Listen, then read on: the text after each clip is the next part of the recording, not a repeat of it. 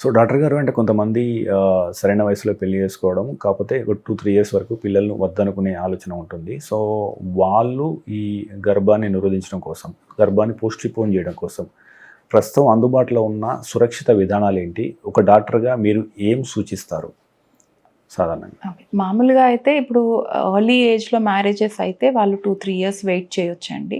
కానీ ఇప్పుడు మీరు ఇందాక చెప్పినట్టుగా 30-35 ఇయర్స్ దాటుతుంది అంటే కొంచెం ఎర్లీగానే ప్రెగ్నెన్సీస్ ప్లాన్ చేసుకోవడం బెటరు. కాకపోతే కాంట్రసెప్టివ్ ఆప్షన్ మీరు చెప్తున్న విధానంలో చాలా ఆప్షన్స్ వచ్చాయి ఈ రోజుల్లో. టాబ్లెట్స్ ఉన్నాయి, కాంట్రసెప్టివ్ డివైజెస్ ఉన్నాయి, కాయిల్స్ ఉన్నాయి. వీటి ద్వారా 2-3 ఏళ్ల వరకు ప్రెగ్నెన్సీని అవాయిడ్ చేయొచ్చు.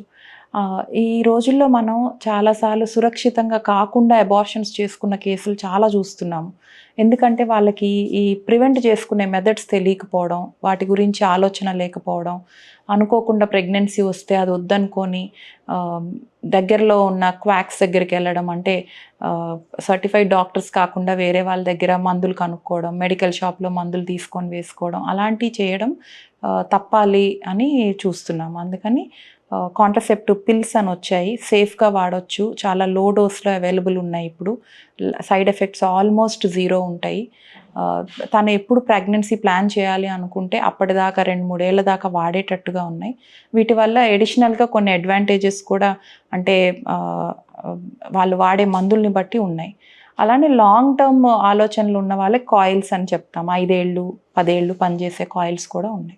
మెడ్ ప్లస్ లో అదే మెడిసిన్, అదే క్వాలిటీ, మార్కెటింగ్, డిస్ట్రిబ్యూషన్, ఇంకోటి అంటూ వీళ్ళకి అదనపు ఛార్జీలు ఉండవు. అందువల్లే 50-80% డిస్కౌంట్ లో మనకు అందిస్తున్నారు.